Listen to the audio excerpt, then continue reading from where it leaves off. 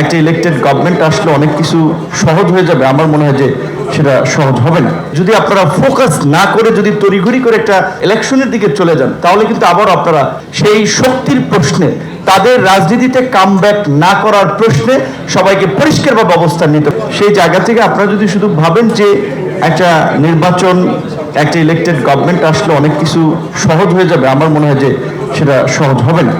তো তারপরে অবশ্যই নির্বাচিত সরকার না থাকলে দেশের অনেক ধরনের ঝুঁকি থাকে, সেবিধ নির্বাচনের দিকে তো আমাদেরকে যেতেই হবে। তার আগে এই গণ অভ্যুত্থানে যে স্পিরিট ছিল, শুরুটা ছিল যে একটা যৌক্তিক ছাত্র আন্দোলনে ক্রমাগত রাষ্ট্রীয় বাহিনী, সরকারি দল, তাদের দমন পীড়ন এবং সবশেষ একেবারেই পুরো রাষ্ট্রযন্ত্রকে লেলিয়ে দেওয়া, যেটা সমস্ত মানুষের বিবেককে নাড়া দিয়েছে, তারা রাজপথে নেমেছে। অগস্টের শুরুর দিকে যদি আপনারা দেখেন যে 1 আগস্ট কিংবা 2, 3, 4 আগস্ট, তখন কিন্তু আলোচনাটার ছাত্র আন্দোলন ছাত্রদের দাবি দেওয়ার মধ্যে ছিল না।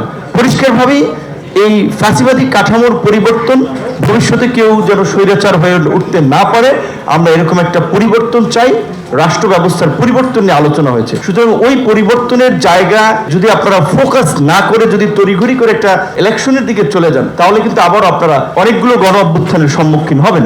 আমার যেটা মনে হচ্ছে, সেই জায়গা থেকে আমি বলবো এই রাষ্ট্র পরিবর্তন বা রাষ্ট্র কাঠামো পরিবর্তন, পাওয়ার ব্যালেন্সের যে কোশ্চেনগুলো দীর্ঘদিন ধরে চলে আসছে, সেই জায়গায় কিন্তু আমাদেরকে জাতীয় ঐক্যের স্বার্থে একটা সেটেলমেন্টে যেতে হবে। যেমন ধরেন আমরা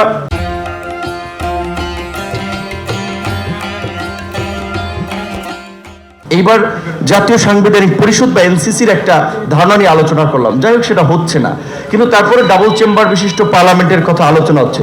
ওইখানে কিন্তু এই আলোচনাটা আমরা রেখেছি যে যদি আমাদের দ্বিকক্ষ বিশিষ্ট সংসদ হয়, উচ্চ কক্ষ অন্তত পক্ষে পররাষ্ট্র নীতি কিংবা রাষ্ট্রীয় গুরুত্বপূর্ণ পলিসির ক্ষেত্রে তারা যেন একটা ভূমিকা নেয়। তো এইখানে এই ধরনের কিছু পদক্ষেপের মাধ্যমেই কিন্তু আপনারা জাতীয় ঐক্যের মাধ্যমে নিরাপত্তাকে সুসংহত করতে পারেন। জাতীয় নিরাপত্তার জন্য আমাদের যেই বিষয়টি বারবার আলোচনা আসছে, আমাদের পার্বত্য চট্টগ্রাম অঞ্চলে, আমরা তো 72-এর পর থেকেই, দেশ স্বাধীনের পরপর থেকেই ওই অঞ্চলে একটা অস্থিরতা দেখে আসছি।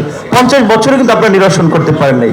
সেকেন্ড, প্রত্যেকটা দেশের, যেটা আপনারা বিজেপির এক্সাম্পল দিলেন যে হাসিনাকে সবাই ওন করতেছে, তো আমাদের এখানে সরকার পরিবর্তনের, আমি 30 সেকেন্ড বা 1 মিনিটে শেষ করছি, সরকার পরিবর্তনের সাথে সাথে কিন্তু প্রতিবেশী কিংবা পররাষ্ট্র নীতির পরিবর্তন হয়। তাহলে এখানে আমাদের একটা ঐক্যমত প্রয়োজন যে মৌলিক কোন কোন জায়গাটাতে আমাদের একটা ঐক্য থাকবে। সর্বশেষ হচ্ছে যেই পতিত শক্তির বিরুদ্ধে আমরা এরকম একটা গণ প্রতিরোধ কিংবা গণ আন্দোলন করেছি, সেই শক্তির প্রশ্নে, তাদের রাজনীতিতে কামব্যাক না করার প্রশ্নে সবাইকে পরিষ্কারভাবে অবস্থান নিতে হবে। আদারওয়াইজ ওই যে বলছেন যে পতিত শক্তি, তাদের সাথে বিদেশি তৎপরতা যুক্ত হয়ে কিন্তু দেশকে একটা অস্থিরতার দিকে নিয়ে যাবে।